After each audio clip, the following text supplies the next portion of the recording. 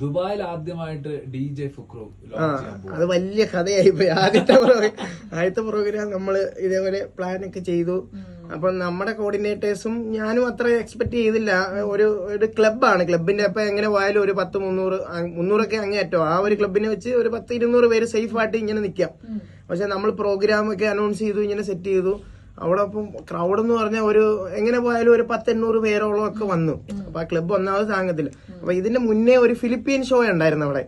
ഈ Philippine show നടന്നുകൊണ്ടിരുന്നപ്പോ നമ്മുടെ crowd എല്ലാം കൂടെ കയറി അവരങ്ങനെ ടൈറ്റ് ആയി. അവിടുന്ന് ഒരു ഗ്ലാസ് ഇളകി ചെറുതായിട്ട് താഴെ വീണ് ഒരു ചെറുതായിട്ട് ചെറിയൊരു വലിയൊരു അപകടം ഉണ്ടാവേണ്ടതായിരുന്നു. ഒരു ഫിലിപ്പീന്റെ തലയിൽ ചെന്ന് വീണു.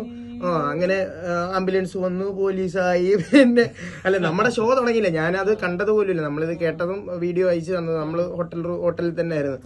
അപ്പൊ ആ ഷോ അവിടെ നിർത്തേണ്ടി വന്നു. പിന്നെ സേഫ്റ്റി നോക്കിയിട്ടേ പിന്നെ അവര് ഇവിടെയൊക്കെ എന്തിനും ഏതിനും നമ്മുടെ നാട് പോലെ അല്ലല്ലോ. അവര് അന്നേരം വിത്തിൻ സെക്കൻഡ് വന്ന് സേഫ്റ്റി നോക്കും. അപ്പൊ അന്നത്തെ ദിവസം അത് സേഫ്റ്റി നടന്നില്ല.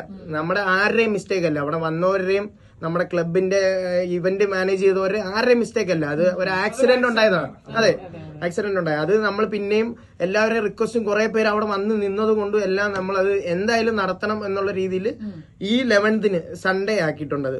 സൺഡേ ആണ്. മൺഡേ എല്ലാവർക്കും ജോബൊക്കെ